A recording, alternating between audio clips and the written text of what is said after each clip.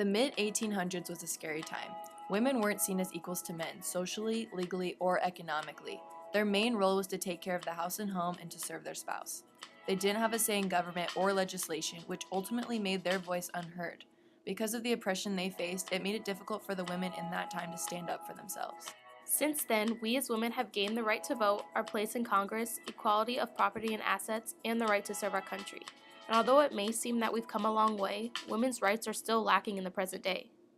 In today's culture, a lot of how we understand and operate our society stems from what we interpret from pop culture.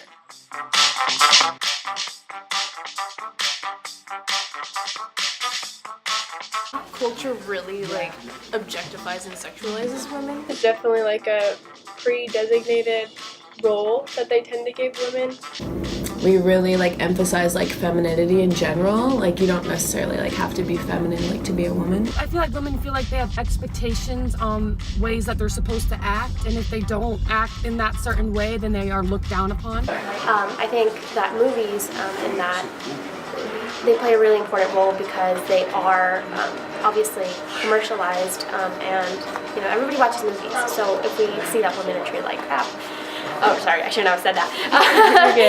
If we see that women are not in equal footing, then we're going to treat women as if they don't have equal footing. So. We've all seen it before. The women are used in movies and television as an accessory to a man.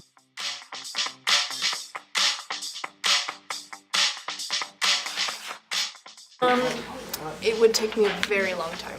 No, I was trying to think of a lot, but thinking of 13 going on 30, there's two main roles that are filled by women, but they only talk about the guy in the movie. No. I think Mad Max is probably the only one that I can think of, but it doesn't because there's not that many. Well, maybe actually it might. Yes, I think that's the only one I can think of. Pride and Prejudice but it probably doesn't. I don't know. It's my favorite movie, so probably not that many actually. So those are probably the only two that I could maybe think of that would perhaps pass. The Bechdel effect brings to light the reality of this concept in modern media. Can you think of a movie that 1 has at least 2 main characters who are women, that 2 talk to each other about 3 something other than a man?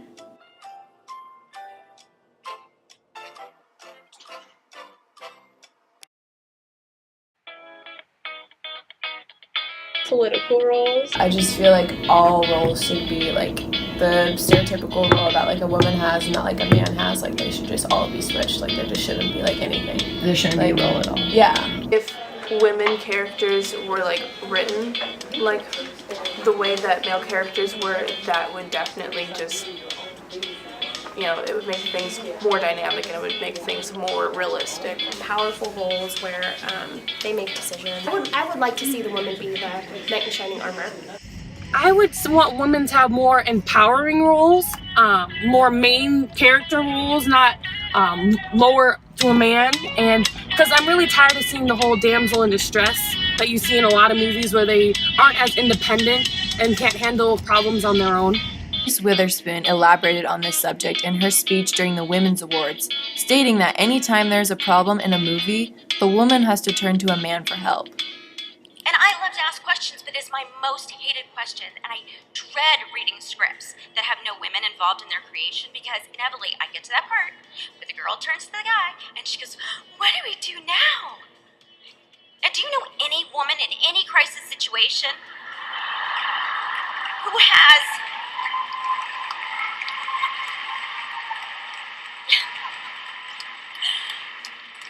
in any crisis who has absolutely no idea what to do? Ladies and gentlemen, I think we are in a cultural crisis.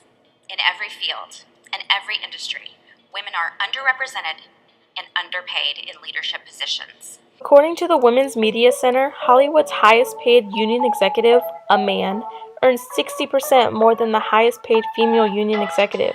You see, there's this thing called the glass ceiling, an invisible but very real barrier through which the next stage or level of advancement can be seen but not reached by equally qualified and deserving employees. Such barriers exist due to implicit prejudice on the basis of age, ethnicity, political or religious affiliation, and/or sex. Bridget Schultz, Washington Post reporter and the author of Overwhelmed, Work, Love, and Play When No One Has the Time, described this concept, stating that when women began working in a man's world, their lives changed completely, yet workplace cultures, government policies, and cultural attitudes, by and large, still act as though it is, or should be, in 1950 Middle America. Men work. Women take care of the home and hearth. Fathers provide. A good mother is always available to her children. It's stereotypes as such that play a huge role in the oppression we as women face on a daily basis.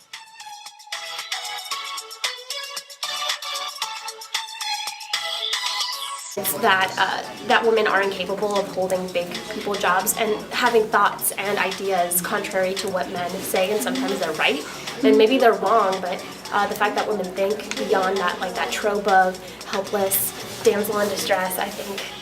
But yeah, so that would be my answer to that. That women are weak. Definitely would have to be body shape. I feel like that's what women through generations have been struggling with, because there's always a new fad that is that now this is the ideal body type. And so I feel like that's something that will always be a struggle for women, because there's not just one great body type. I think that it's kind of become an insult to say someone does something like a girl, and I think femininity has become like a weakness to a point, and I think that needs to change.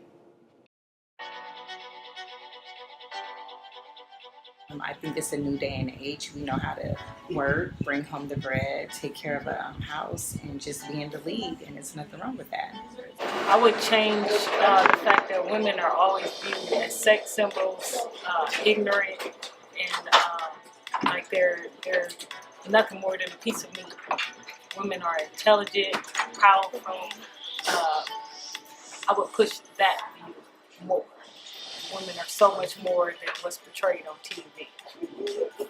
That would be what I would change. I'd make them stronger, more prominent. I would make them human. Maybe the fact that there is like a quintessential mold of what, like I think that should just be like completely broken down. I don't think that there is like any one type of woman. I don't even, in my mind, like that doesn't even exist. Gender is a social construct anyway, so like, boom. A quote by feminist G.D. Anderson says, "Feminism isn't about making women stronger. Women are already strong. It's about changing the way the world perceives that strength. Like Reese Witherspoon said, we are in a cultural crisis. Women are underrepresented, underappreciated, and underestimated. And as we now know, a lot of it's coming from our sources of media. If we can learn to become more critical of what we see and more demanding of how us as women want to be seen, we will then be able to show our strength."